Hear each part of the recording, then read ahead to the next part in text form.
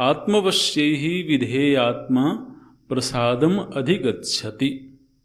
विधेयात्मा प्रसादम अधिगच्छति, सर्वे प्रसादम न अधिगच्छन्ति। केवल वही व्यक्ति प्रसाद प्राप्त करता है जो विधेय आत्मा है। विधेय आत्मा का अर्थ क्या है? बोलते हैं इच्छा तो विधेय आत्मा अंतःकरणम यस्य सह विधेय आत्मा।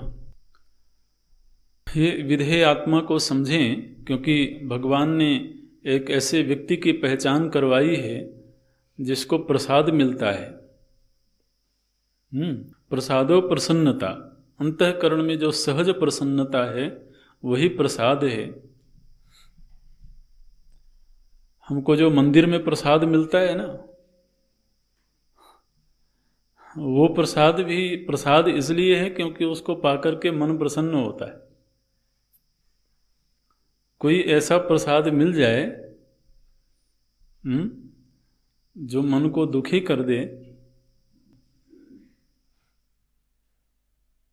महात्मा जी ने भभूत उठा करके दे दिया, लो ग्रहण करो, तो बड़ा मुश्किल है। एक तरफ प्रसाद बुद्धि बनी हुई है तो छोड़ नहीं सकते, और ग्रहण करना भी मुश्किल है। तो प्रसादो प्रसन्नता, स्वास्थ्यम, मन का स्वास्थ्य, शरीर का नहीं, मन का स्वास्थ्य। मन का सहज प्रसन्न रहना ही मन का स्वास्थ्य है। देखिए भगवान भाष्यकार क्या बोलते हैं, बोले मन जिस समय सहज ही प्रसन्न हो बिना किसी निमित्त के, तो समझना कि मन अभी स्वस्थ है। और यदि वह किसी निमित्त के आने पर प्रसन्न होता हो तो पूरी तरह से स्वस्थ नहीं है। ऐसा जो प्रसाद है वो किसको मिलता है? भगवान ने कहा विधेय आत्मा अधिगच्छति। जो विधेय आत्मा है वही ऐसा प्रसाद पाने का अधिकारी है। ये विधेय आत्मा कौन है भाई? तो बोलते हैं जिसका मन उसकी आज्ञा में रहता हो। विधेय माने आज्ञानुवर्ती, जो आज्ञा का अनुवर्तन करता हो, आज्ञा के पीछे पीछे चलता हो, उसको बोलते हैं विधेय। तो यहां पर आत्मा विधेय है। आत्मा माने अंतःकरण।